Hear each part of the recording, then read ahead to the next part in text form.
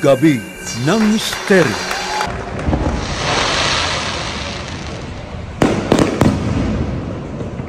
Taong 2025, ano ba ang naghihintay ng kapalaran sa tao sa taong 2025? Yan ating susubuking silipin sa pamagitan ng divination. Sa larangan ng astrology, sa larangan ng tarot cards reading at iba pang pamaraan or divination.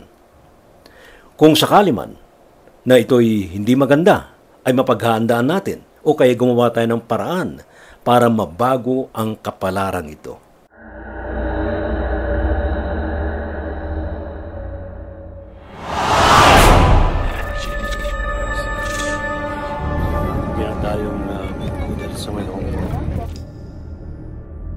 You can offer prayers.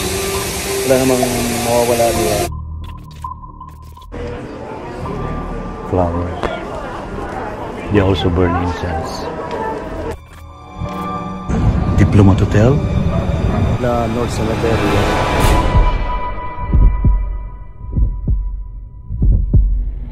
They opened a portal to another dimension.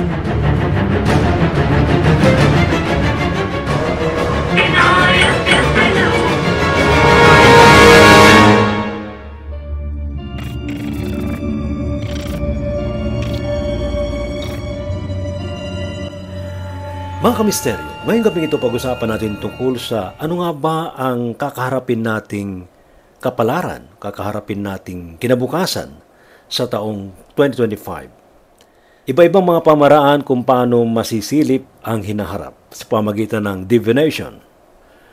Iba't ibang mga pamaraan sa divination sa pamagitan ng cards, ng astrology, at iba pang pamaraan.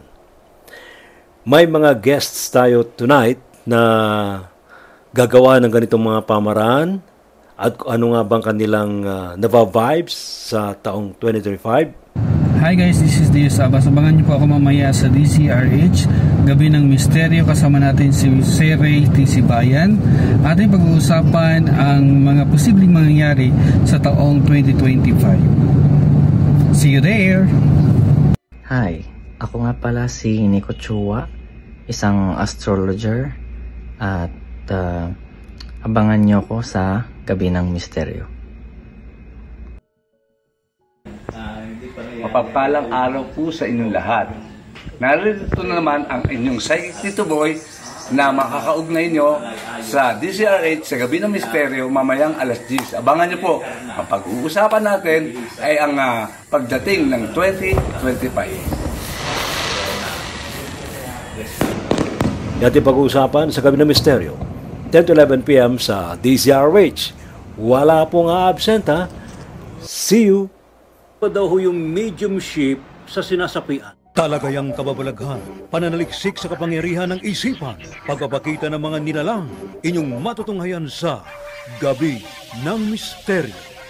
Kasama si Ray Sibayan tuwing Sabado, alas 10 ng gabi sa DZRH Radio, DZRH TV at DZRH Online.